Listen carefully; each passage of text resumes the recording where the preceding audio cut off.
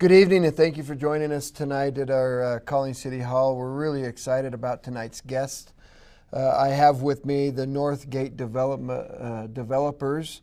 I've got with me Ken Poppy. Ken, thank you for being with us tonight. Thank you, Mayor. It's fantastic to have you. And I also have Todd Young. Todd, thank you. Thank you for having us. This is just a great opportunity to express their kind of, people are excited about the Northgate project. They're just excited and to the point of almost being bubbly, to excited about what's happening and how it's going and then all of that stuff. And so I thought it would give us a great opportunity to answer some questions.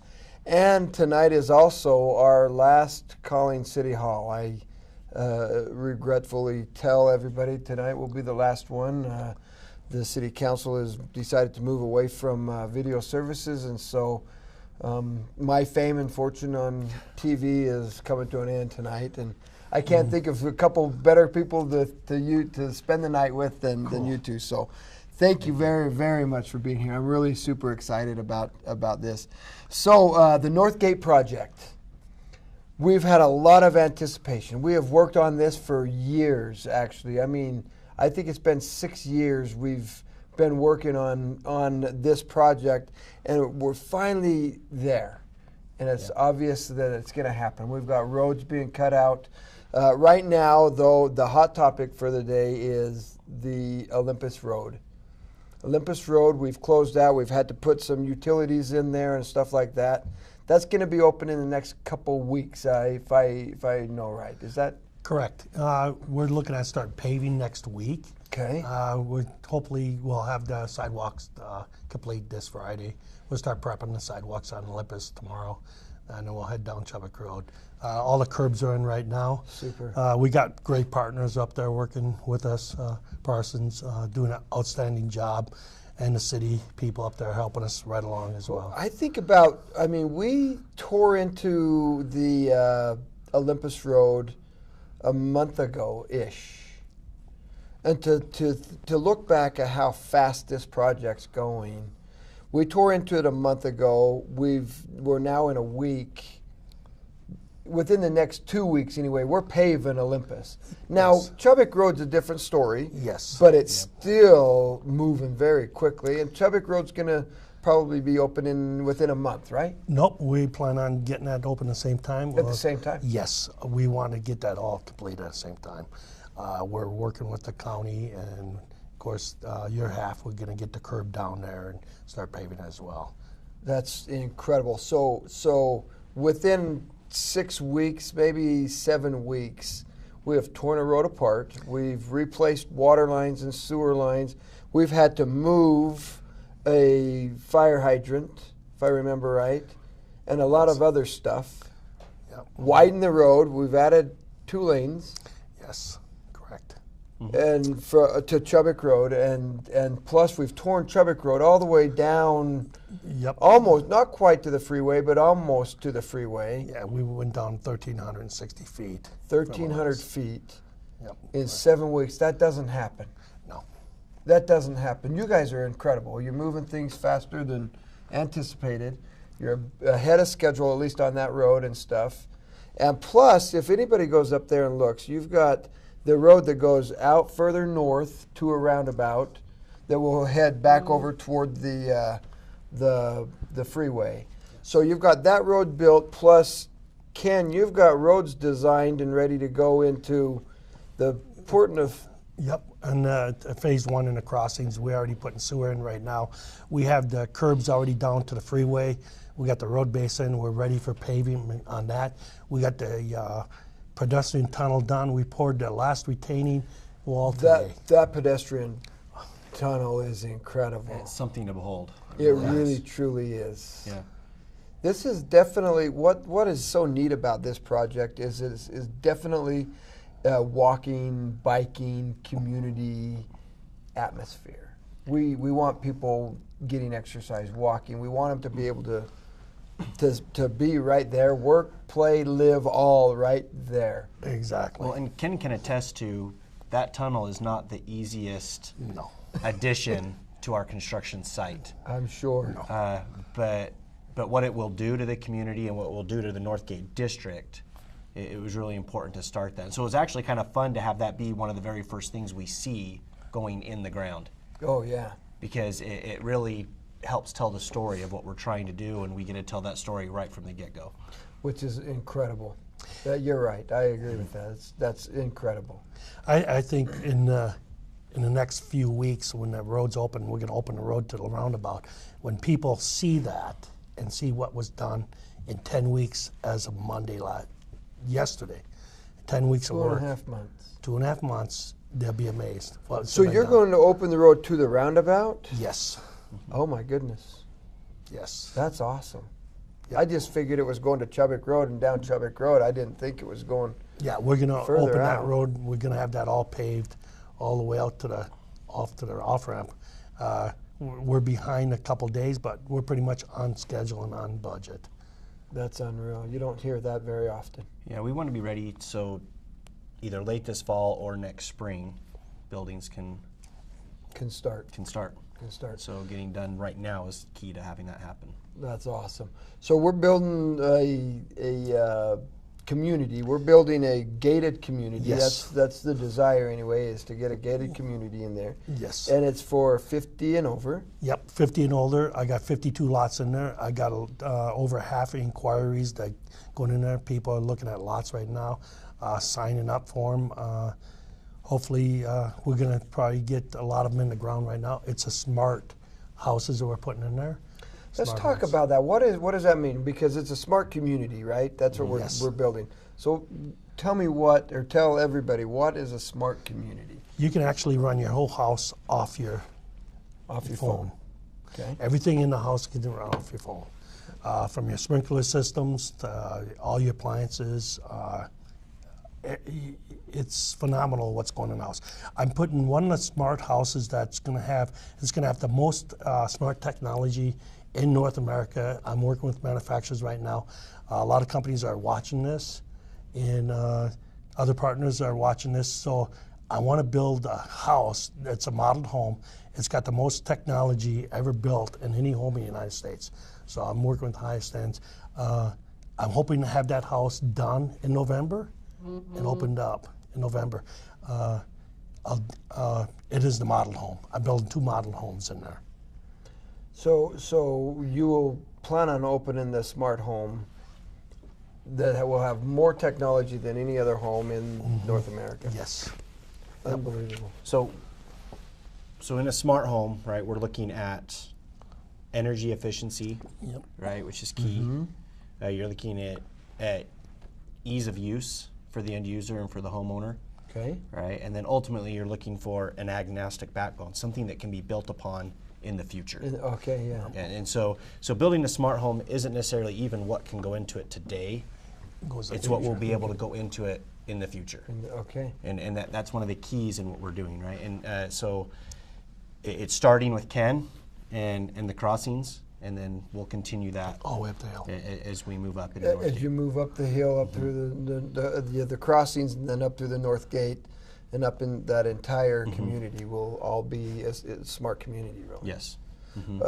Commercial properties, will they be as smart properties as well, or can you do that? Well, really, most commercial properties nowadays are. They are? Okay. Yeah. So I yes, mean, you can. Yeah. I mean, they've got the cameras. They're running their security systems. They're running their sprinklers. They're already doing that. Okay. And just because of the cost to run the massive size of those components and buildings, and it's been happening for a while, right? I mean, there's Okay. areas that are behind, Sure. you know, for sure, and there's areas that need some redevelopment and some rephasing. But most new properties are being built that could be considered smart, Yeah. right? Where it's behind and where it's lagging is definitely in the residential. Okay. And so a lot of that has to do with the community being a central focus, being a safe community by having a certain amount of cameras out there. And it might not even be that there's quote unquote Big Brother, Yeah. right? You hear about that and that scares people. Yeah. That doesn't have to happen to make the community safer, right? Sure. That you have doorbell cameras on almost every home, That's you know, nice. individuals with their own systems. And if an Amazon package gets off, you know, runs off, Runs off, then you there's have something there's there. multiple cameras tracking who that person was. It doesn't have to be a big brother overseeing the whole community. Individuals can choose when and where to share Sure. what's on their camera. Well, what's interesting is you say Big Brother. Some people were worried about Big Brother until they're affected, and then they needed Big Brother's eye watching over to see what happens. And so, really, truly, you have that about everywhere you go anyway. Right now, there are cameras that, if you had to pull up, you can pull. Street lights have the cameras, you know, and stores everywhere. You're being videoed everywhere you go, and so. The whole idea that, well, you're building something that everybody's just going to be watching over, nobody's going to be watching until you need it. Yep. And then you can pull it back up, which is incredible. That's awesome. It's just a safe community, and it'll make it a Make it safer even place safer, for people. yeah. It's just like the sprinkler systems. When the sprinkler system comes on, there's sensors in all the lawns, so we're not wasting water when there's enough water in the grass. So yeah. everybody's system comes off, so we're not wasting water in the community. So Smart. yeah, and so we're trying to accomplish something there to save money for everybody in the community, not just. And you know, this development, I look at it as a partnership with everybody. It's not just a developer. On our side, we look at it's been a long-going partnership that we have with the community. Absolutely. You know, you bring up partnerships, and I agree. There's a long-going partnership with the community from your perspective for decades, quite frankly. The Millennial Group, Todd, your group, for years, we've had almost a decade. We've had a really good, solid relationship where we've talked back and forth and stuff. I think people don't realize how impressive it is to see two developers working so closely together on one goal. And that's what we have right now. And that does not happen very often. Yeah, it doesn't. I mean, and there are joint ventures, and there are times Sure. when people are forced to work together, and then there's times when they choose to be together. But very rarely do you get kind of how we came together, Yeah. right? Where two separate landowners came together and chose to become members of a joint venture, and then have been able to work through differences, and we've been able to come out ahead almost every time. And I think that's it's a tribute to the partners that have been up here, more to Buck and to Ken than probably to anybody. Well, I think that it just is a testament to how serious everybody really is about this project working and moving forward. I mean, we're going to work together. We're going to figure this out together. We're moving and we're doing it. So I would agree. Buck has been definitely instrumental in that. Ken came to the table and said, let's make this happen. This is what's best for the community. And it's neat that everybody has that sight.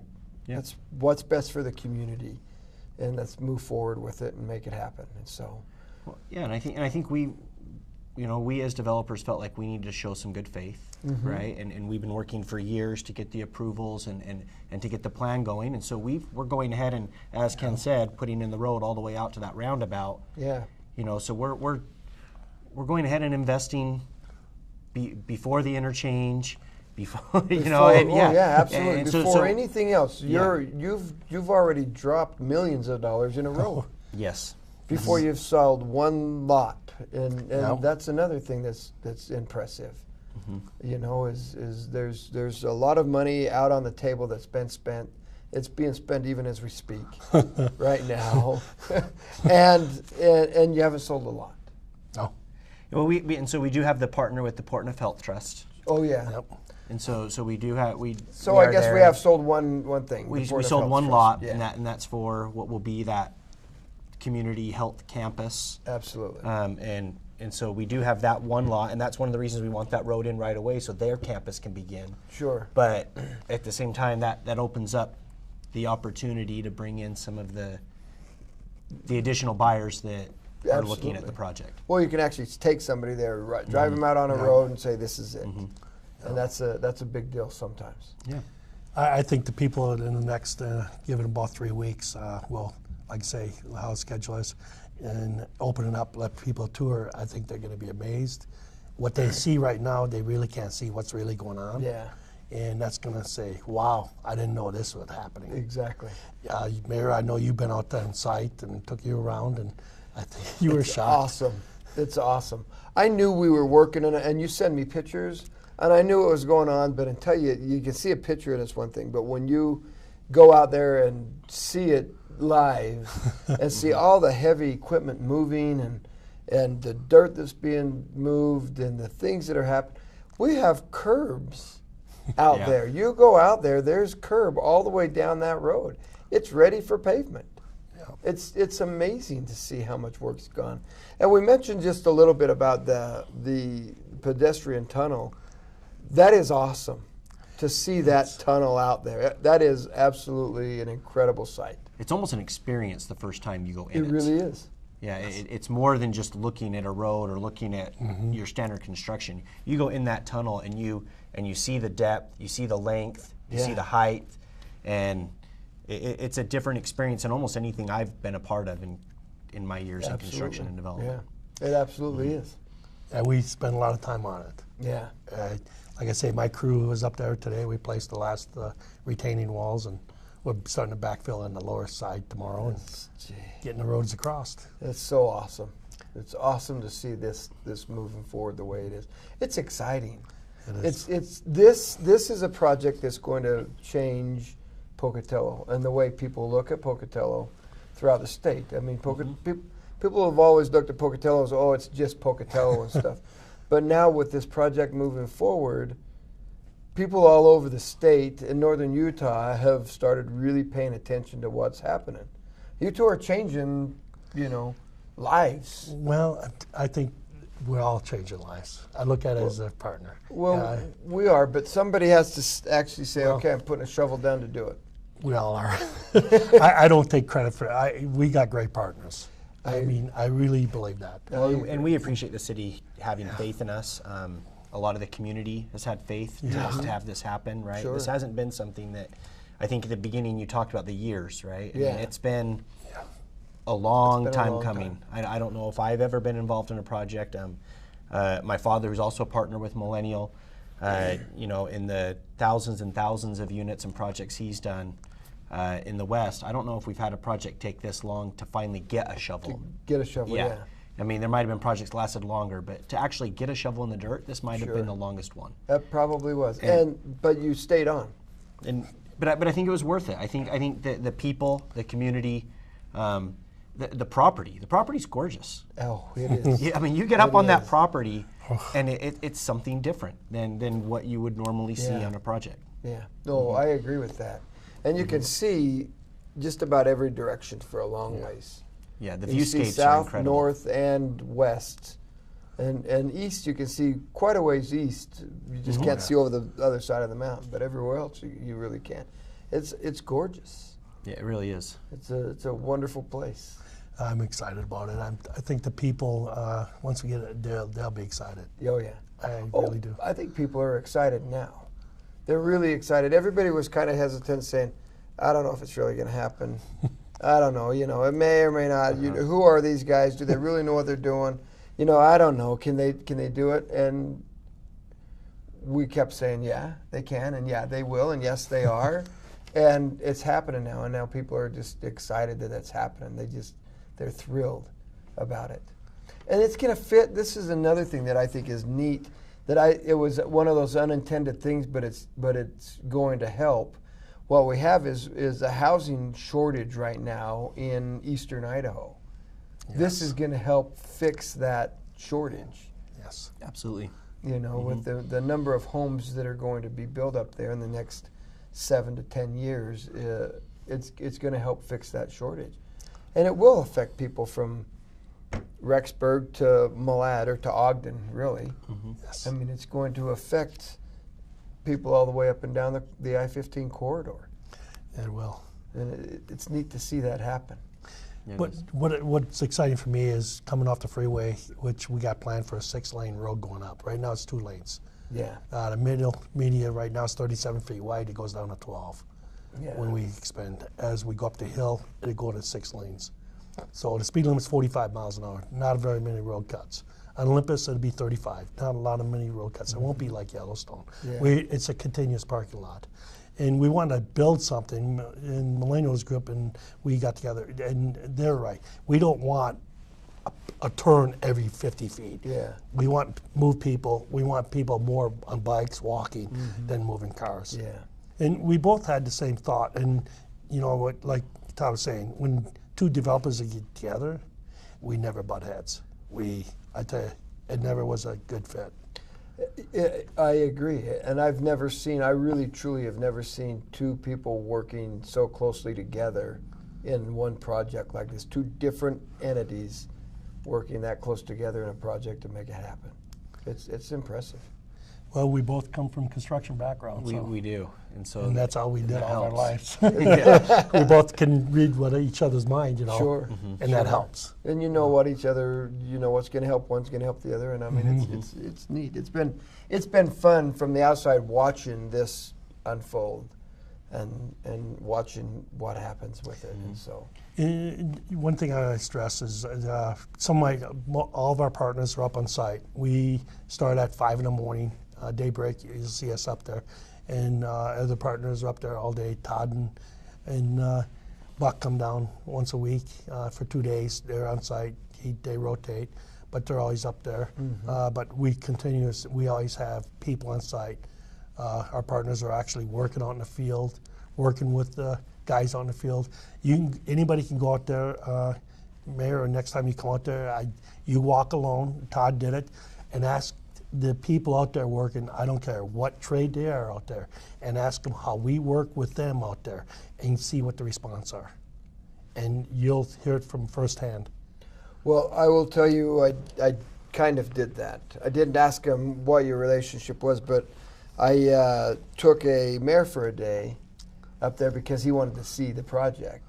And so we parked up there on Olympus where the road was close. We drove around it and parked.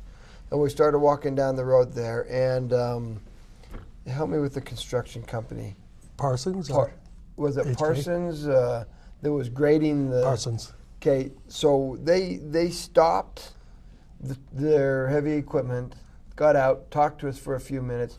Very cordial, very nice. Now, I'm not suggesting everybody go up there and just start talking because we need this project done. That's right. But they stopped and said, hey, and really, truly his intent was to say, get out of the way because we're here, I'm sure of it. But I just said, you know, we want to take a look at this and see what it is. And he didn't know who I was. Quite frankly, didn't have any idea who I was. But he said, well, you know what, why don't you walk with him and he'll show you because we've got to get this graded. And it was neat to be able to walk through and just have everything explained to us and just friendly, professional people working out there. You know, everybody I think is pretty excited about it. The young man that took us around said, yeah, we're going to be here for the next 5 years or 7 years. It's going to be great, you know, and he's excited about it. And it was neat, you know, because they are excited about being there and doing that job. Not very often do you get a blank canvas to design a city. You don't. Around. And if you get a blank canvas, you don't get the amenities next door that we have. No. Yeah. I mean, No, you don't. I mean, you don't get a big regional park next Yeah. door on a blank canvas. That's true. You have to build your own, you know. And so now we're going to have a regional, you know, big park, Yeah. outdoor amphitheater, and then we're going to have our blank canvas with all our outdoor space and trails. And I mean, it's just a really neat place. It you know? is. Yeah. It's going to be a place that you want to be. Yes. There's no question. And that's why we're designing it the right way. We just ain't gonna throw anything in there. We gotta make it look and feel like both of our groups want. Yeah. We want people to absolutely. enjoy it. Well, you want people to get off of that freeway and look at something that's Yes. beautiful. Yep. That will draw them there. It'll be a destination. Yeah, and there's so in different areas across the country, there's areas, even business parks, where you see people walking Absolutely. after yeah. hours. Yeah. You see, you know, it doesn't just happen at the lunch break time, but you see people there that are driving from their homes into these parks, right, and into so these true. large office parks, and that's something that I think is really a testament of a project that's done well. Yeah. Is that people want to be there, whether they're forced to be there or not. Oh, And, absolutely. and I think that you're going to just naturally have that. One is you'll have the outdoor amphitheater. We've built the tunnel to kind of create that connection, and there's just going to be people, I think, there seeing the features that have done, and it's just going to be a great place. We're excited for it. I think you're going to show us how to do it right You know, what we have and what we are able to just see it done the way it should be done. So you have very few curb cuts. You have more walking areas. You have a good homey feel to this. Now, one thing that, and I don't think this will be the case, so correct me if you think I'm wrong. Traffic. I've heard people are worried about a lot more traffic into town, and you look at Yellowstone and stuff, and there's seems to be a lot of traffic now. They're worried that there's going to be a lot of traffic, and I don't think so, because you're going to have people that go off the interstate and then go to where they want and jump off the interstate there and do their shopping or stuff in town that they haven't done up in the Northgate area. I don't think you're going to see a lot of people going down Pocatello Creek or Chubbuck Road down into the community that way. I think they're going to be going over to the freeway and getting on. Correct. Does that make sense? Yes. I mean, to me it does anyway. Well, the other thing is these, all the areas up there on that bench currently have their habitual traffic patterns. Yes. That are set today, right? Yeah. And as that new road gets finished, and we're stubbing to that, and then as the state comes in and wraps up the interchange, the new traffic patterns will be created, but all the people on our site are going to naturally flow to where that new road is. And so those habitual traffic patterns will begin to change. Yes. So I don't see that additional traffic hit. Do you also you almost see less traffic because you have, I would say, Butte Street North is probably going to go out, hang a right, and go out that way rather than drop down and into the middle of everything. And so I've looked at that a number of times. I've been up there driving it, and anytime I look at that, I think, no, it's going to be so nice to go this way and to the freeway in either direction or into town somewhere, because it will be now there will be 6 Pocatello exits instead of 5. Yeah. And so you'll just go where you need to be. I think you're going to take some traffic off. We should. I mean, that's part of what we're trying to do. Absolutely. Right? Yeah. It's not. One is we're building for the present, and then we're gonna and we're preparing for the future. But part of the present is to relieve some of what's been happening. Absolutely. And I think you're also going to see a number of the people that are moving into that area that like the downtown area, and they're going to go and they're going to walk and shop and all of that stuff in the downtown area. I don't think they're going to go here and just stay and never leave that area. And I don't think you're going to have everybody from town running up there to be there. I think you're going to see that interaction of traffic going both directions and people. Absolutely. So I think it's a win-win for everything. I think it really truly helps the city, but I think it helps the community as a whole, and all up and down the I-15 corridor. I think you're going to see changes. There's been a change for a long time coming. There has been. This needs to happen, needs growth, but we just want to make sure we do it right. Absolutely. We don't want to throw it together and make it like anything else. We want to make it unique for this area. Sure. And I think that's happening. Yeah. I think it's obvious because we haven't rushed into it and just thrown something up to get it going. We've methodically thought about it, and you've really truly you have a plan, which is neat. There will definitely be residential areas, but there will definitely be the business end of things as well. Yep. And that makes a difference. You know, as I look at Pocatello currently, there are places where we've just put up some commercial buildings and stuff that questionably should have just stayed residential, but they wanted to go there, so we made it happen. And this area now gives us an opportunity to not do that. Yeah, do it right. To do it, yeah. We want our businesses where our businesses are. We want our residential where our residential are, and we want them to be able to coexist, and so it's neat. I'm pretty excited for this for the community. You know, it needs it done, but I'm excited about the gated community right across from the wellness center for the people. Yeah, walkable and that. So Ken, you're building homes primarily homes. Yeah, I'm building homes. Yes. And then there's an area where it's both Portneuf and Millennial that will be The JV area. the JV area, and that's going to be a business park and Yeah. stuff like that. Yeah, town center and business park. Town center, things like that. The health center. The health center will be there, and whatever else comes. I mean, who knows? Medical campus. Who knows? Once it gets going, I think you'll start seeing a lot more. Once people can actually see that you've got a road there and see that there's some houses, I think you're going to end up seeing and getting a lot more solid commitments from companies that you don't have those solid commitments right now. You've got the commitments. They just need to see it moving forward. Yeah, we got to So get them built. We got to get the roads. it's exciting, yeah. Yeah. Yeah, and coming up with the state and getting the I-15 interchange in obviously is key. Absolutely. Right. So we'll be able to service our property.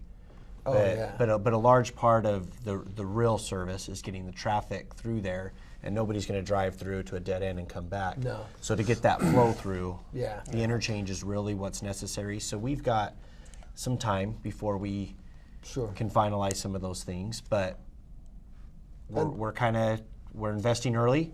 Absolutely. and, Well, and preparing for it. Absolutely. I mean, Mm-hmm. you're ready. You're shovel ready, I think, is what they call it all Mm-hmm. the time. You're shovel ready. As soon as that's up there, you're doing it. And so, Mm-hmm.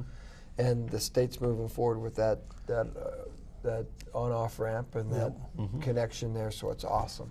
Yeah. Things are moving forward really good. It's exciting. It's really Great partnership. exciting. It's a great partnership with everybody. So I've looked forward to this. There's been times when I've said that's 80% going to happen, 90% going to happen, and then 2 weeks later, it's about 20% it's going to happen. You know, nope, it's going to be 60%. Nope, it's No, going to be. God. And so it was like an emotional roller coaster. was. But that's what made it such a great project, I think. is- See, everybody is had that doing roller it. coaster. I never did. See, you never had it, but we had it. Yeah, you Todd guys and I had it. I never had had that. it. I never had that problem. I 'Cause feel like never I was did. in the front car there, going No. down those Yeah. things and in the No, loop-de-loops I'm- and stuff. Yeah. Maybe you just didn't know everything that was going on around you. I don't know Oh what yeah, happened. I know. I'm always positive. You just knew. it was. Yeah, it was that's happening. Ken was always Yeah. solid. You're right. You It's were gonna- always solid. It's going to yeah. happen. Nope, we're When gonna did make it happen. a project ever fail on me? Hasn't. All the developments I did. That hasn't. But That's boy, I'll right. tell you what. Talk about an emotional roller coaster for me. Well, yeah, you guys. I don't know, but I never had that problem.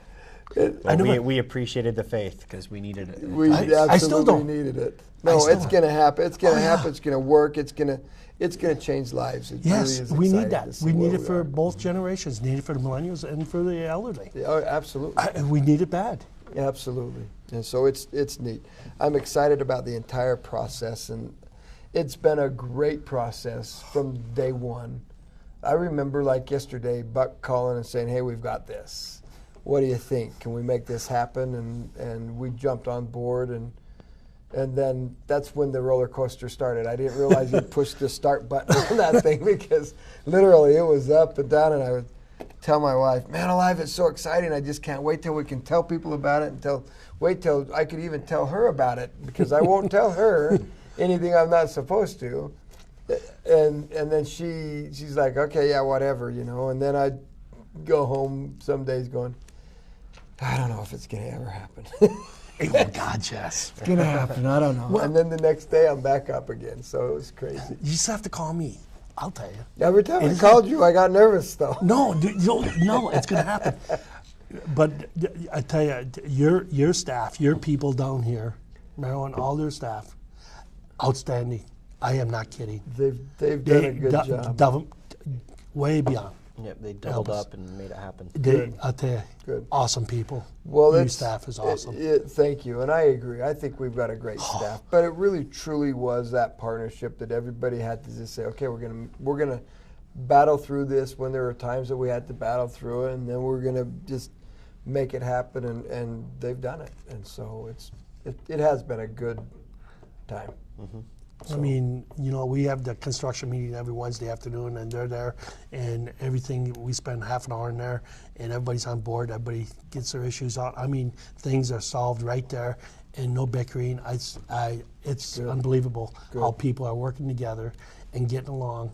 I've been on a lot of these job sites. I tell you what, this is one of the smoothest jobs I've been on with the cities, with partnerships, with all the entities. It went so nice. That's good. Well, I have to tell you, it's amazing. Oh my goodness, time is up. Oh. Half hour goes fast. I don't know how long time's been up. John's been back there walking back and forth. It probably started. That's probably his time was up when he started walking. But I can't thank you enough for staying the course, for staying focused on it. Because I was on an emotional roller coaster. That it was going to happen, then it wasn't going to happen, then it was going to happen, then it wasn't. And so it's neat to see where we are. So thank you, Ken. Thank you, Todd. Please make sure everybody in both organizations know how much we appreciate the hard work, the trust, I mean, you've got a large investment in our community, and that means the world to a lot of people. And so thank you for that. It's going to be fun to see it work, see it come working out, because it is. Thank you for your support. Yes. Absolutely. It's been great. So thank you. Meet Kathy, who's lit most everywhere, from Zanzibar to Berkeley Square. But Patty's only seen the sights a girl can see from Brooklyn Heights. What a crazy pair. Kath, have you heard from Patty and Richard yet? Yes. Patty was going to stop and pick up a pie, and Richard was going to file for Medicare. Filing for Medicare? We won't eat till midnight tomorrow. Richard's filing for Medicare online at socialsecurity.gov. It takes less than 10 minutes. 10 minutes? I had to go to the office and wait. Online. What about the paperwork? Online? But Richard's still working. Online. Hey. You made it. No problemo, Papo. I got the pie. And I got my Medicare. And I've got the turkey. Did you get that online too? I love cats. I don't want to see them go hungry, so I feed them. I never had any of them spayed or neutered. Now there's over 40 wild cats, but they're not my cats. I felt sorry for that skinny old tomcat, so I fed him. Now the neighbors are complaining about his yowling at night, but he's not my cat. This cat appeared on my doorstep. She seemed starved, so I fed her. Now she's pregnant. I can't take care of a whole litter. She's really not my cat. You can prevent thousands of unwanted cats from death and disease. Have those homeless cats spayed or neutered, or call the Pocatello Animal Shelter today. What's it like when you hear your calling? Will you remember where you were? Will you ignore it? Or will you listen?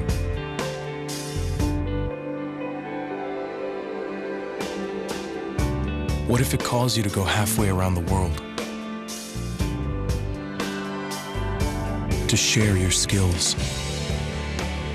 To serve people you've never met? To do things you never thought you could? What will you do when you hear your calling?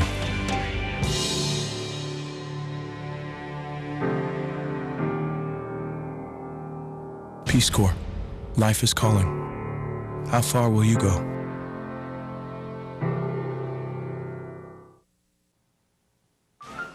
The power's out, but you've planned ahead and your food safety plan is on. You've stocked up on shelf-stable foods and a can opener in case you're in the dark for a while. You don't open the fridge, foods there will be safe for up to 4 hours if the door stays closed. You keep the freezer shut too, and you've kept it full. A full freezer will keep food frozen for about 2 days. A half-full freezer, about 1 day. For longer outages, you move cold foods to an insulated cooler with plenty of ice or freezer gels, and you use a thermometer to ensure foods remain no higher than 40 degrees Fahrenheit. If the power returns quickly, you make sure freezer foods have ice crystals and check foods in the refrigerator with a food thermometer to make sure they're at 40 degrees or below. If not, or if there's any doubt, throw it out. To learn more, log on to AskKaren.gov or call the U.S. Department of Agriculture's Meat and Poultry Hotline at 1-888-MP-HOTLINE. A message from USDA's Food Safety and Inspection Service.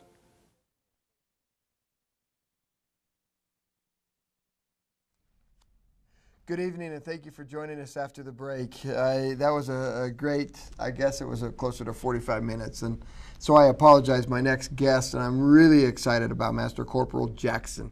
How are you doing? I'm doing well. Beautiful day like today. Yeah, it's a great day. What a summer we've had. It's been really fun. It has been really nice weather. And now the weather's turning, and every time the weather turns, school starts. It does. So I really wanted to visit a little bit about school safety. Weather's still good. We have kids on bikes. We have kids walking. Roads aren't slick yet. That's a whole other topic we can talk about in a minute. But well, the big thing right now, I think, is just the more time it takes to get ready in the morning. We have so much pedestrian traffic. We have school buses. We have school zones.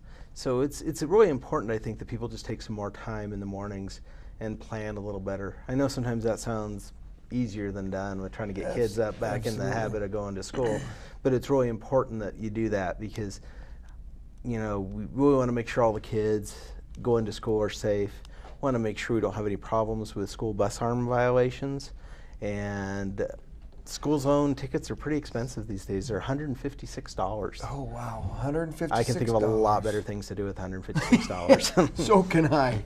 So can I, actually. So let's talk. You just talked about a whole bunch of things just right out of the gate there that I would like to focus a little bit on. School bus arm violation. Yes.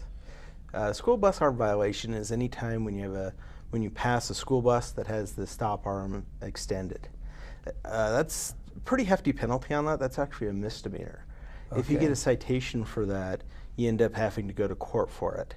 Okay, and so it's a big ticket. It ranks up there with like an inattentive or. So, but a misdemeanor, you have to go to court. You can't just send the check in. Yes. You have to go to court now. And to go and plead guilty or not guilty. Or not guilty, and there's typically a fine to that, but if it's your second or third time, you're talking possible jail opportunity and I think there's definitely, right? Well, I can't exactly say what each penalty is because I think they weigh those. They weigh those, sure. As they go, but there are increasing consequences to that bad behavior, and each time I think that they do look at your record and make the decision on what that consequence is going to be. Sure. And it kind of goes back to that driving is a privilege, not a right, and you don't want to make sure you lose that for bad behavior. I like how you put that. Driving is a privilege, not a right. Yes. And so you can lose that privilege just as easily as you've been given that privilege.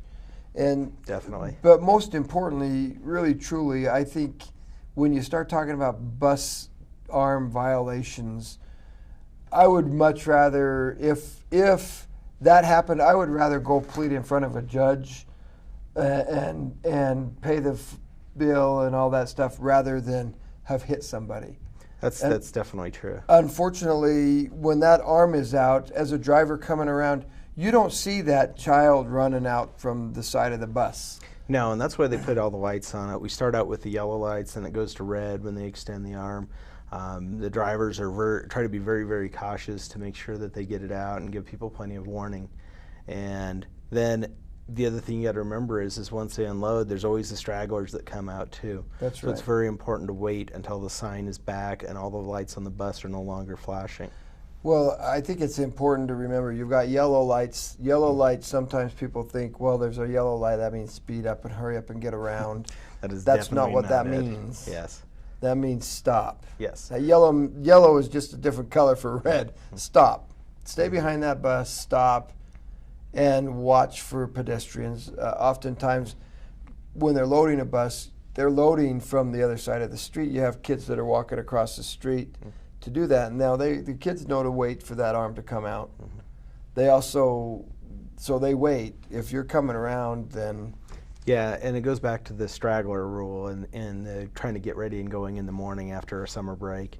There's always the one kid that doesn't want to miss the bus, doesn't want to have to go back home and tell his parents. So you never know when there's going to be, even, you know, when it looks like everybody else is loaded up, you never know when there's going to be that one last kid running out. That's right. And it's very important to make sure that all the kids are safe, because it is absolutely tragic when we have one of the children go to school get hurt, or killed. Absolutely. And so we really want to avoid that. And the biggest thing is to try to be patient with it. Sure. And like I said before, it's a little difficult sometimes, especially in the mornings when they get into a rush and getting back in that routine. Well, and people need to remember also that, quite frankly, the school bus is not going to stop in every school zone.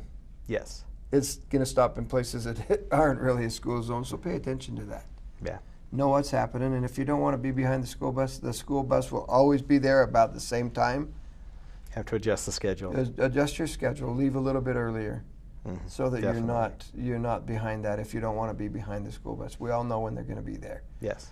You just have to pay attention. Twice to a that. day. So, twice a day. You know when it's going to happen. You really truly do.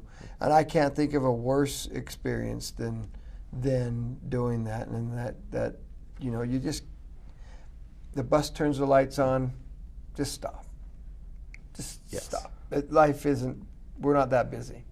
If we're That's going to be a true. few minutes late, be a few minutes late, or leave a few minutes earlier so that you're not. I would agree with that wholeheartedly. Oh, absolutely. It's an important thing. Now, when that bus, so this is a thought that other people have. That bus, the arms comes out. That means stop behind it, obviously. Stop next to it. Stop the next lane over. Usually they'll be off to the side, to the closest lane. If it is a divided highway, it's only stopping the traffic on the one side. Okay. But they should always pull to the side of the road in order to do that, or stop in the roadway in order to stop traffic. Very, very clear to see. And if you have a question about it, I'd say stop, because I was just going to say, if your question, I think I can go, don't go. Stop. Yeah.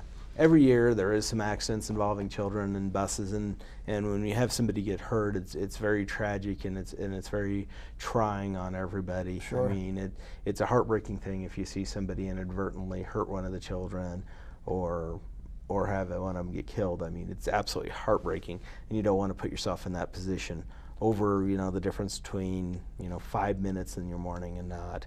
Exactly. Well, 5 minutes at the most, I would think. So, I mean, it's not that important. Then you talked a little bit about school zones. Yes, school zones. That's kind of where we have all those kids coming in, meeting up on all their friends, and that's what's really important. There's a couple things that we always want to think about with school zones. The first is speed. It's all our school zones are very, very clearly marked. Our traffic engineering department does a really good job at that. A lot of them have flashing lights too, and it's important to remember to slow down before you get to the signs, and so when you enter the school zone that you're going the speed limit. So the sign doesn't mean, okay, slow down after you hit the sign. Yes. Go as fast as you can and slow down after the sign. It means slow down before the sign so that you're going 20 miles an hour when you hit the sign. Yeah, and the other thing people need to remember is that that even before those signs, we still have the kids walking to school, so there's still our kids present before that, so we need to be very careful. The other thing that people forget in those school zones too, and part of the reason it is good to be going slow in and around the school zones, is we have kids that'll walk out in front of the cars too. And in Idaho, you're required to yield to the pedestrians. So we need to make sure, especially in this age where kids have phones, have iPods, listening to music, sometimes they don't pay as good of attention as what they should. So if you're driving, you need to be really have your head up. You're supposed to not be texting and watching for those kids. Because Absolutely. Unfortunately, the reality is sometimes they won't be watching for us. Yeah. Well, as a pedestrian, you always think, well, they can see me. I can see them, they can see me. It's pretty easy. But you don't always see that. Yeah. You can see that with motorcycles. You don't always see those motorcycles. Pedestrians are the exact same way. You don't always see them. And so you just slow down. And bicycles are pretty fast too, and That's and right. they're quite a bit faster with that. They get a lot more speed, so they do seem to come out of nowhere a lot easier That's than just right. a pedestrian. That's right. And you have parents dropping kids off at school, and you've got some other kids that could be darting between vehicles that you don't see until the last minute. It's too late. Absolutely. And that's why it's good to slow down too, because the faster you go, the less reaction time you have. The slower you're going, the more reaction time you have. Absolutely. And that's just the most important thing, is to slow down, budget your time well, and make sure that you get there safe. I think it's important, and you mentioned the traffic as the traffic control folks, what we've done is taken those school zones, looked at them. We've actually condensed them to where they actually meet national standards. And so you don't have a school zone that's 3 miles long. You've got a school zone that's a school zone. So as you're coming up to that school zone, slow down. Definitely. You know it's not very long anyway. And it's even when the lights are flashing in most areas, while the lights are flashing, then you really have to pay attention to those things. But you just slow down. We're not in that big of a hurry. Can't be. And the other thing is though that we do pay attention. And you never know who's going to be there, if it's going to be one of our cars with lights on the top, if it's going to be one of our traffic cars, that's what we call a slick top or no light bar, or one of our patrol motorcycles. Absolutely. And we do that because we're concerned about the safety, and we want to make sure that everybody does slow down, and if somebody needs a reminder, we're there to take care of it. Well, and I think that's important to let everybody know. We're serious about our school zones. We're serious about keeping our kids safe, and if you're speeding through those, we're probably not going to just say, hey, slow down. We're probably going to give you that $156 $156 penalty. That $156 penalty, it's a reminder. It is, and when we talk about traffic safety, we talk about the 3 E's, which is engineering, like we talked about with the signs and the size of the school zones. Education, which is what we're doing right now. We're talking about it, reminding people. And then the third E is enforcement. Yeah. And between the 3 of those, that really does help our traffic safety and keep our children safe. Absolutely. Well, and it's not like we're out there looking for it. We're not. We're out there trying to prevent it from happening. Yeah, what we say is we want voluntary compliance. We just kind of want to be out there and have everybody doing what they're supposed to and going along their way, being safe and doing well. That's our main goal. Yeah. Well, personally, as the mayor, I would just soon as not have to write any tickets. That would be nice. Quite frankly, because if we're not writing any tickets, then everybody is following the law and they're doing what they're supposed to be doing. They really are. Unfortunately, we all... It's not the world we live in sometimes. No, it isn't. And so it's nice. You mentioned a little bit about texting. All that is already a state statute that you cannot text and drive. No, that's a $90 penalty. That's a $90 penalty. I believe that's a $90. So let's add it up. You've got speeding in a school zone, 156, plus you were texting while you were speeding. Now you're at $246. And that's if you don't pass the school bus. Oh, if you pass the school bus, that's a whole other thing yes, in it itself, is. you know. It adds up quickly. It does, and well, let's not to mention your insurance and everything else that is part of that consequence of that behavior. That's right. In fact, what I would recommend to people is don't talk on the phone while you're driving. Don't text while you're driving. Pay attention. We're climbing in this, for lack of a better term, missile that we're driving around town in. Just don't be distracted. Definitely, and it's always a change too at the beginning of the year, getting used to the more time and the different stops. Sure. And so whenever it's kind of changed, it takes time to get used to it. And I think probably by the time people start to get used to the school zones and the kids again, then it'll snow. Then it will snow. Or rain. Which creates a whole other issue. It really does. In itself when you have slick roads. Yeah, it really does. And I think this is the time to start the good habits and get used to budgeting that time and moving forward. Well, slowing down. Definitely. Now's a great time. You have to do it anyway. Slow down a little bit. Like you said, budget that time so that we can get to work on time.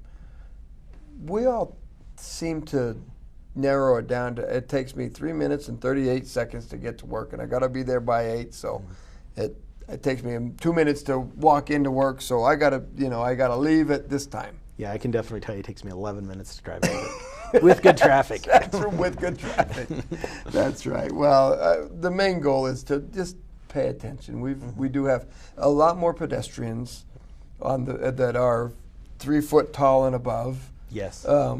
Walking to and from school. With their friends. With their friends. They're not paying attention. They're talking. They're doing what they do.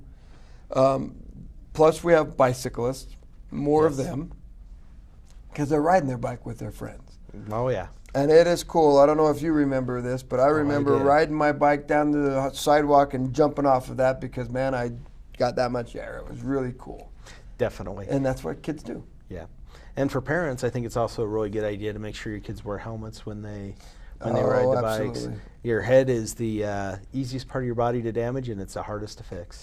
Do you know what? And if I could, I would like to add wear a helmet while you're riding a bike, but also wear a helmet while you're riding a skateboard or a longboard, because there's a lot of kids that get seriously injured. We did have a juvenile last year that crashed on a longboard and died as a result of it last year here in Pocatello. So it does happen here. It does, it has, and so just protect. It's safety. Safety really truly is. It's a lot better to everybody go home at night not having any accidents or anything happening.